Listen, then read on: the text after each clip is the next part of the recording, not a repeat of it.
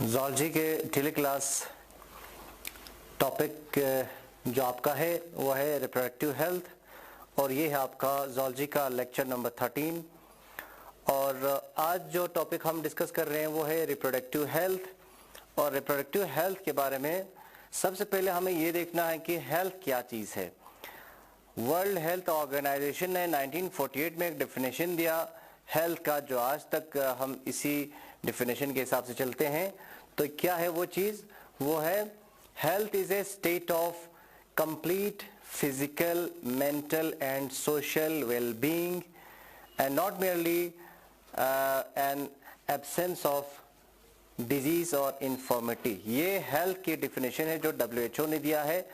और इसमें यह कहा गया है कि हेल्थ का मतलब सिर्फ बीमार होना ही नहीं है या सिर्फ उसके अंदर कोई छोटी मोटी प्रॉब्लम होना का नाम ही हेल्थ नहीं है, बल्कि इसका मतलब ये है कि वो हर लिहाज से हेल्दी होना चाहिए, कंप्लीट फिजिकली फिट होना चाहिए और उसके अलावा मेंटली फिट होना चाहिए। फॉर एग्जांपल कोई ऐसे लोग होते हैं जो फिजिकली ठीक होता है लेकिन मेंटली वेलबींग नहीं होता है, उसको डिप्रेशन होता है या कुछ और किस्म की जहनी बीमारी होती है, दिमागी तौर पर प्रॉब्लम्स होती है। तो अगर ऐसा होगा तो वो हेल्थ नहीं है, बिकॉज उसका फिजिक तो ठीक है लेकिन उसका मेंटली वो सही नहीं है। तो that is called as the mental wellbeing.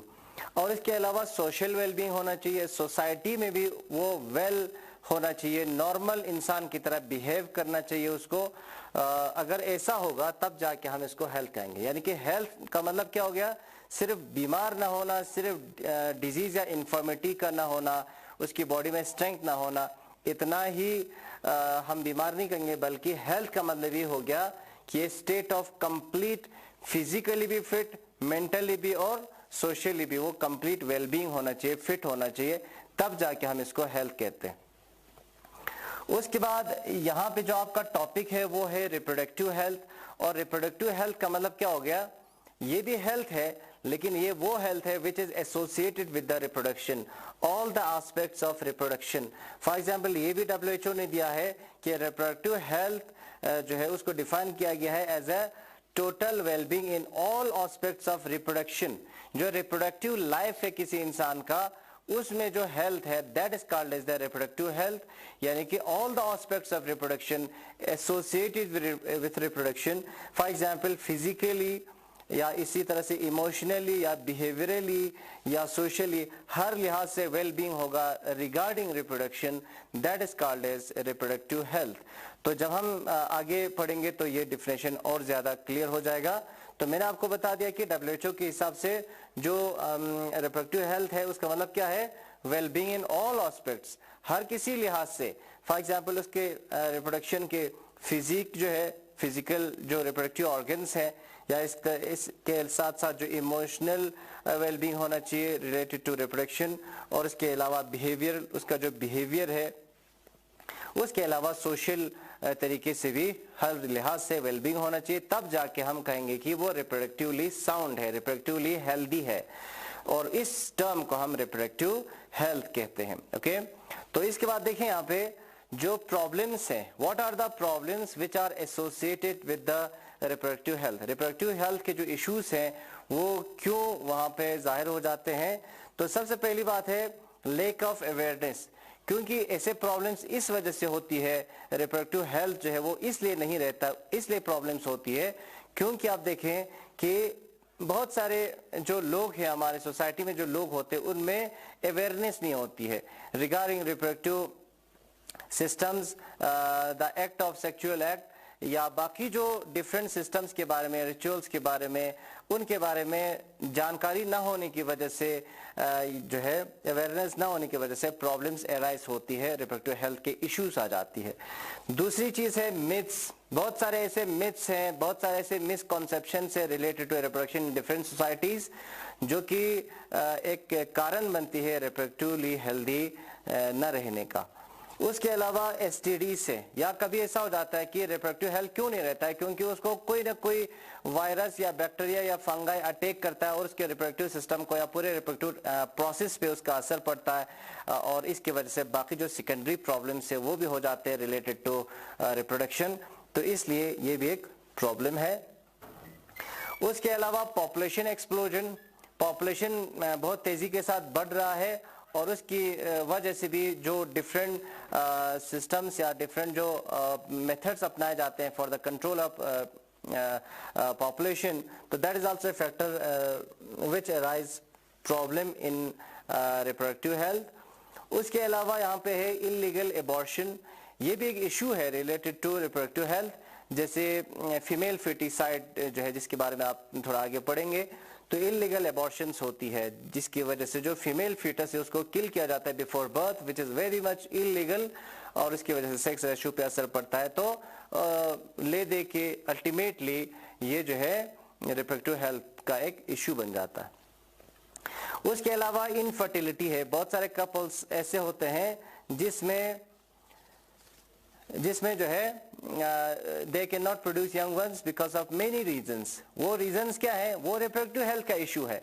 For example उसके वो जो फीमेल है उसमें भी कोई प्रॉब्लम हो सकता है, उसके सेक्स ऑर्गन में, रिप्रोडक्टिव ऑर्गन्स में कोई प्रॉब्लम हो सकता है, इन्फेक्शन हो सकता है, ट्यूमर हो सकता है, या कोई ब्लॉकेज हो सकता है, या यही चीज मेल में भी हो सकता है, और इसकी वजह से कारण बनता है किस चीज का? इनफर्टिलिटी का। और ये जो इनफर्टिलिटी है that is also a reason जो कि रिप्रोडक्टिव हेल्थ का एक इशू बन जाता है। ओके, तो मैंने आपको बता दिया कि हेल्थ क्या चीज है। हेल्थ जो है complete physical, mental, social wellbeing को कहते हैं, और रिप्रोडक्टिव हेल्थ भी वही चीज है लेकिन रिलेटेड टू रिप्रोडक्शन है।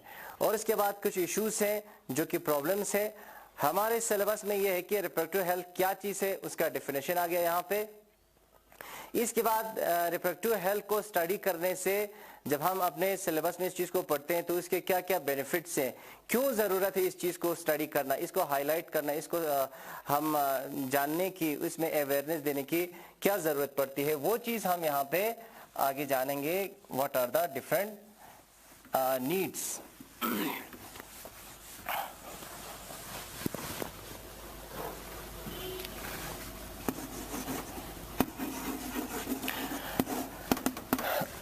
जो नीड्स है,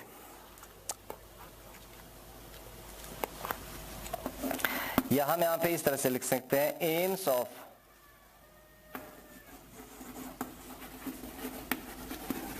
रिप्रोडक्टिव हेल्थ प्रोग्राम्स। जैसे डेफिनेशन में आपको बता दिया कि जिस तरह से हेल्थ है हमारे बॉडी का, इसके साथ साथ जो रिप्रोडक्टिव हेल्थ है that is also important, equally important. इसीलिए हम यहाँ पे ये डिस्कस करने की कोशिश करेंगे कि what are the aims and objectives, what is the need of studying reproductive health. सबसे पहली बात यहाँ पे हम लिखेंगे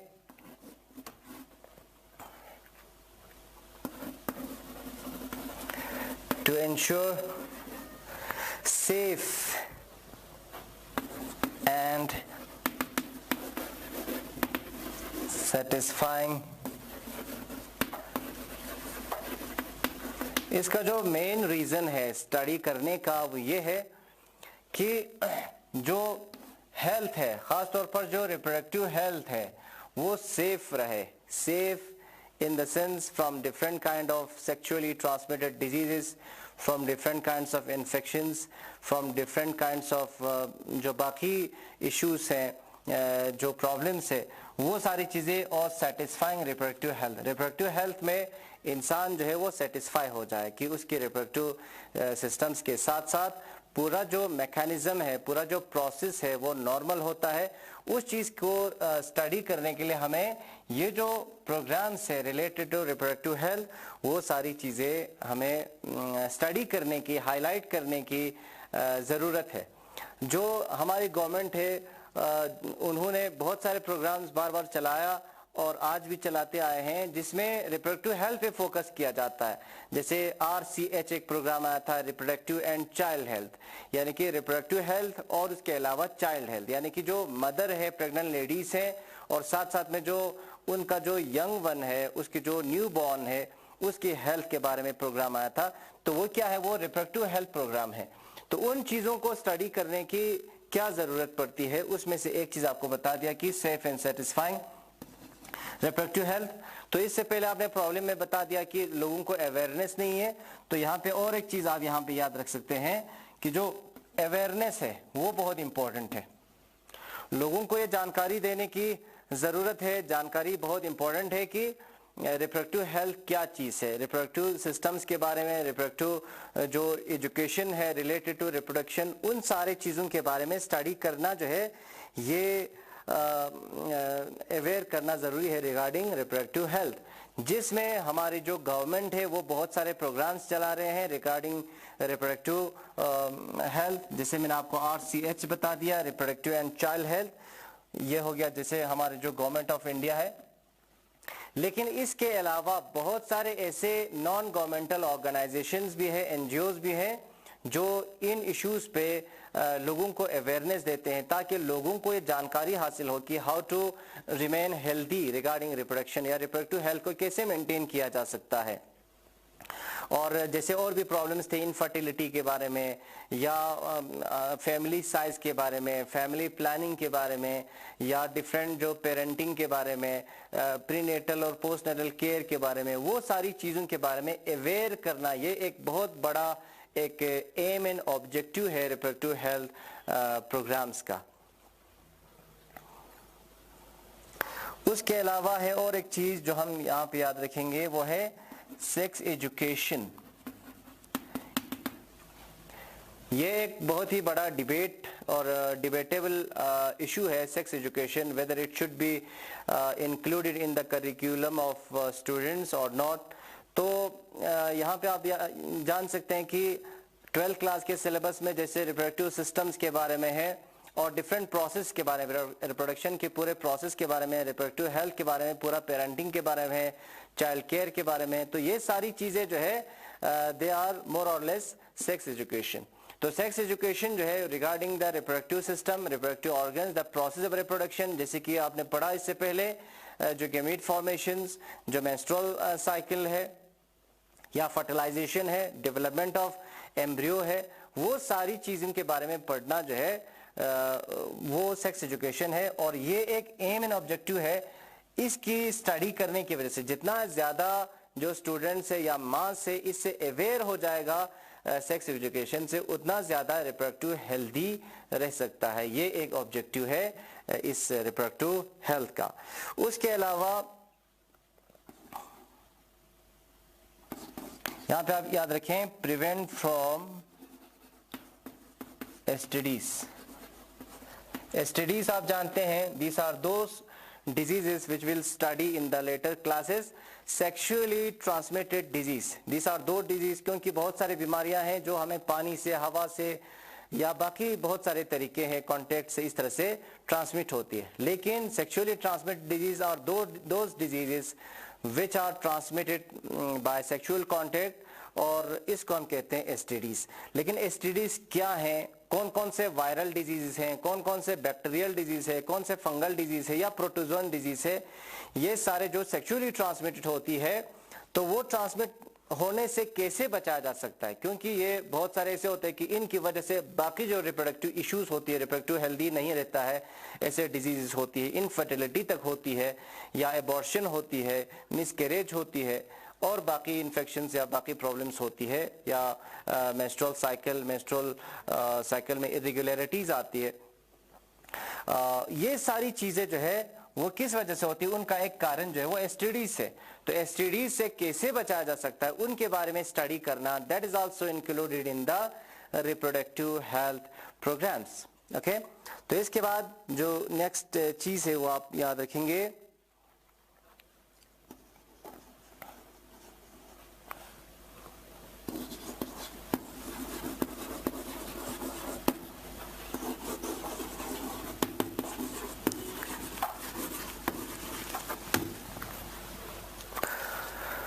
टू एजुकेट फर्टाइल कपल्स।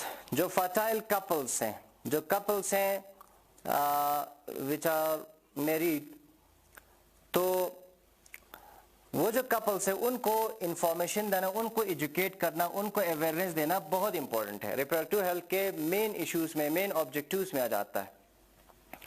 वो इस वजह से आता है क्योंकि जब वो मैरी करते हैं तो after that pregnancy gestation period और पूरी तरह से जो प्रीनेटल केयर है, यानी कि बच्चे की पैदाइश से पहले जो परवरिश होती है, प्रीनेटल केयर जिसको हम कहते हैं, और उसके बाद नेटल केयर या प्रेगनेंसी के बाद, गेस्टेशन पीरियड के बाद जो पास्चुरेशन होता है, पास्चुरेशन कैसे हो, कहाँ पे हो और किस कंडीशंस में हो, या प्रीनेटल में कौन कौन सी न्यूट्रिएंट्स उस प्रेग्नेंट लेडी के लिए ज़रूरी है, और उसके बाद कौन कौन से मेडिसिन ज़रूरी है, कौन से मेडिसिन लेनी चाहिए, कौन से नहीं लेनी चाहिए, कौन सा हेल्पफुल होता है, कौन सा हार्मफुल होता है, वो सारी चीज़ों के बारे में इंफॉर्मेशन देना, ये फर्टाइल कपल्स को रिप्रोडक्टिव हेल्थ के प्रोग्राम्स के अंडर दिया जाता है।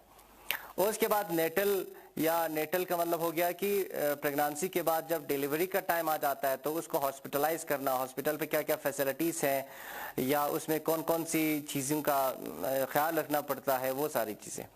उसके बाद जब बच्चे की डिलीवरी हो जाती है, पार्चुरेशन के बाद क्या क्या केयर है, उसको वैक्सीन्स या ब्रेस्ट फीडिंग कितनी इम्पोर्टेंट है, या उसके बाद क्या उसको फीडिंग वगैरह दिया जाना चाहिए, ये सारी चीज़ें जो है उनको अवेयर किया जाता है कपल्स को।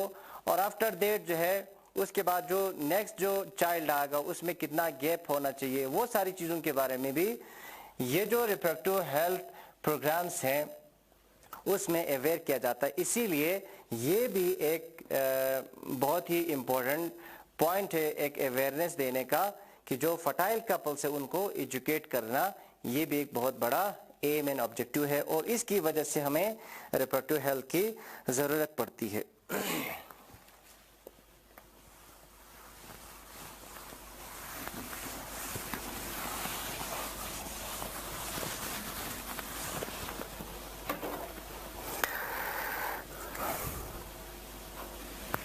इसके अलावा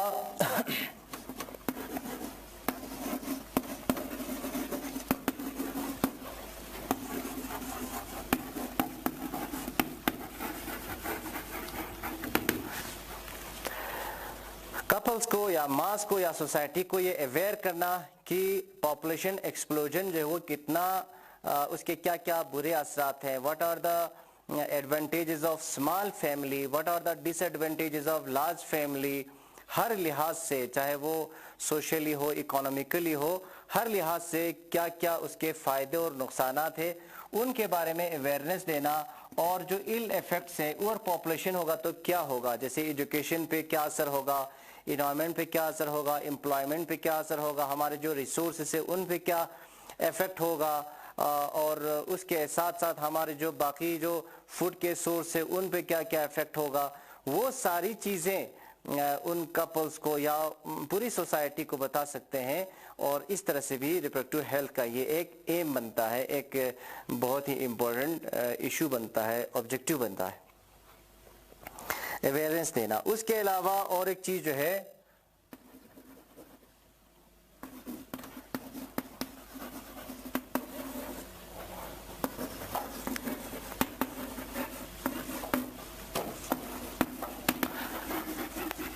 to provide medical facilities, okay तो ये भी एक बहुत इंपॉर्टेंट रिप्रोडक्टिव हेल्थ का एक प्रोग्राम में आ जाता है। और ये क्या है, मेडिकल फैसिलिटीज प्रोवाइड करना, medical facilities in the sense of medicine का इस्तेमाल करना चाहिए, या वो कौन सी चीज़ें हैं जिनका इस्तेमाल नहीं करना चाहिए, वो सारी मेडिकल फैसिलिटीज। उसके अलावा जो प्रेगनेंसी के बाद डिलीवरी के टाइम पे या उससे पहले चेकअप्स, या उसके बाद जो डिलीवरी के टाइम पे जो मेडिकल फैसिलिटी उसको चाहिए इन द हॉस्पिटल्स, चाहे वो कभी नॉर्मल होता है, कभी सर्जिकल और लेबर पेन, ये सारी चीज़ों के बारे में भी फैसिलिटीज़ देना, प्रोवाइड करना मेडिकल फैसिलिटीज़, ये भी रिप्रोडक्टिव हेल्थ के कैटेगरी में आ जाता है। इसके अलावा फॉर एग्जांपल अगर कोई ऐसे हैं जिनको एसटीडी का कोई शिकार है, फॉर एग्जांपल कोई डायग्नोस होता है, कोई कपल जिसको सेक्सुअली ट्रांसमिटेड डिजीज आ जाता है, तो उसका इलाज करना। इसके अलावा जो फॉर एग्जांपल जो एबॉर्शंस हैं, यहाँ पे एबॉर्शंस एक तो होती है कि नेचुरली हो जाता है विदाउट एनी कॉज, किसी अननोन रीज़न की वजह से, जिसको हम मिसकैरेज कहते हैं, उसके क्या क्या कारण है और उसके बाद क्या क्या मेडिकेशंस या मेडिकल फैसिलिटीज़ उसको चाहिए। या इसके अलावा जो है जब कभी ऐसा हो जाता है कि एक चीज़ आ जाता है जिसको हम कहते हैं MTP, यानी कि मेडिकल टर्मिनेशन ऑफ प्रेगनेंसी। कभी ऐसी नौबत आ जाती है कि वो जो प्रेग्नेंट लेडी है उसको एबॉर्शन करना पड़ता है, जिसको हम इंड्यूस्ड एबॉर्शन कहते हैं, लीगल एबॉर्शन कहते हैं, मेडिकल टर्मिनेशन ऑफ प्रेगनेंसी भी कहते हैं। तो उस चीज़ के लिए जो मेडिकल फैसिलिटीज़ है वो प्रोवाइड करना भी किस में आ जाता है, इसी रिप्रोडक्टिव हेल्थ के प्रोग्राम में आ जाता है। तो इसके अलावा जो इरेगुलरिटीज आती है मेंस्ट्रुएशन में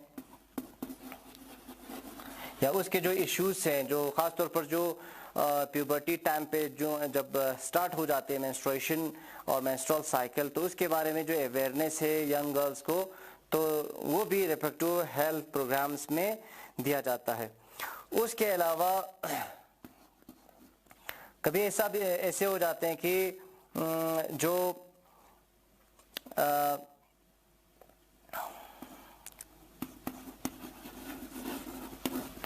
ड्रग्स के बारे में या डिफरेंट मेडिकल जो फैसिलिटीज़ है उनके बारे में जो इंफॉर्मेशन है वो भी इसी रिप्रोडक्टिव हेल्थ के प्रोग्राम में आ जाता है।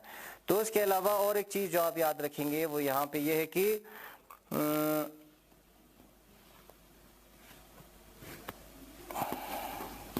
To check the increased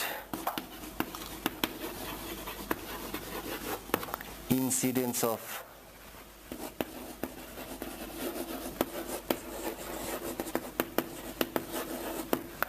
female foeticide. Reproductive health के प्रोग्राम में ये भी आ जाता है कि जो इंक्रीज इंसिडेंस है, ख़ास तौर पर जिनको अवेयरनेस नहीं होगा या जो भेदभाव करते हैं बॉय एंड गर्ल में, तो इसकी वजह से ऐसा देखा गया कि जो फीमेल से अगर वो पैदाइश से पहले पता चल जाए with the help of ultrasound, with the help of different tests diagnose किया जाए कि ये बॉय है कि गर्ल है। अगर ऐसी हालत आए तो कभी ऐसे होते हैं कुछ पेरेंट्स चाहते हैं कि वो जो अगर गर्ल होगा तो उसको किल किया जाए before birth, that is called as female foeticide.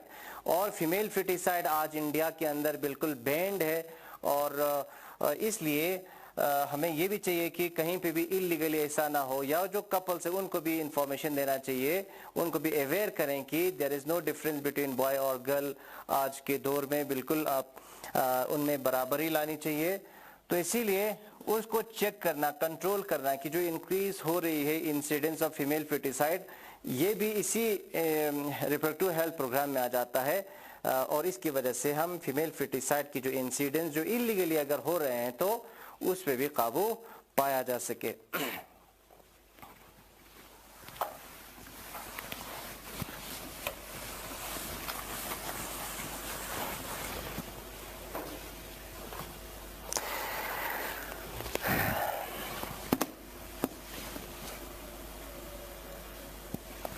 यहाँ पे और एक चीज याद रखेंगे आप,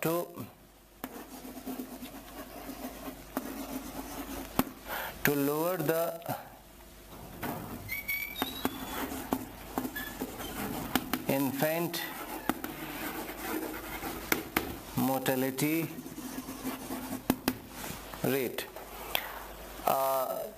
जो इंसिडेंस ऑफ इन्फेंट मोर्टेलिटी है, बच्चों की जो मौत है वो भी होती है बहुत सारे कारणों से, जिसमें ऊपर जो मैंने आपको बता दिया वो सारी चीज़ें उसमें रिस्पॉन्सिबल है।